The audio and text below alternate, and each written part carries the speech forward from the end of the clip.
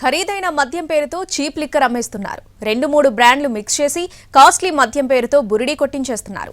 అయితే కల్తీ మద్యం తరలించే క్రమంలో ఎక్సైజ్ పోలీసులకు దొరికిపోయారు కేటుగాళ్లు. ఇంతకీ ఎక్కడ జరిగింది ఈ మోసం? Let's watch. కాస్ట్లీ మద్యం ముసుగులో చీప్ లిక్కర్ ని అమ్మేస్తున్నారు కొందరు కేటుగాళ్లు. ఇదేదో మారుమూల ప్రాంతంలో జరుగుతోందనుకుంటే పొరపాటే.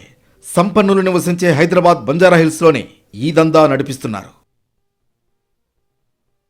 హైదరాబాద్ మినిస్టర్ రోడ్ ప్రాంతంలో ఒక ఆటోలో కాస్ట్లీ మద్యం బాటిళ్లు తరలిస్తున్న కలకందా అనిల్ కుమార్ ను పట్టుకున్నారు ఎక్సైజ్ పోలీసులు. అతనిచ్చిన సమాచారం మేరకు బంజారాహిల్స్ రోడ్ నంబర్ 12లోని షబానా రెసిడెన్సీపై రైడ్ చేశారు అధికారులు.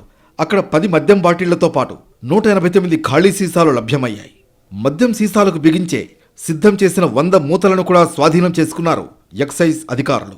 హైదరాబాద్ నగరంలోని బార్లలో బాయ్స్ గా పనిచేసేవాళ్లు ఖరీదైన మద్యం ఖాళీ సీసాలను సేకరిస్తున్నారు. వివిధ బ్రాండ్లకు చెందిన చీప్ లిక్కర్లను మిక్స్ చేసి కాస్ట్లీ లిక్కర్ బాటిళ్లలో నింపుతున్నారు.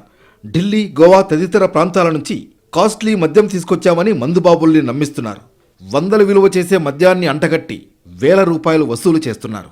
నకిలీ మద్యం వ్యవహారానికి సంబంధించి కలకందా అనిల్ కుమార్, ఆకుల అజయ్ కుమార్, ఒడిశాకు చెందిన ప్రమోద్ మల్లిక్, జగన్నాథ్ సాహులను అరెస్ట్ చేశారు. ఉద్ధవ్ నాయక్ అనే వ్యక్తి పరారీలో ఉన్నాడు. నిందితుల్లో ఆకుల అజయ్ కుమార్ ఆర్డర్లు తీసుకొస్తున్నాడు.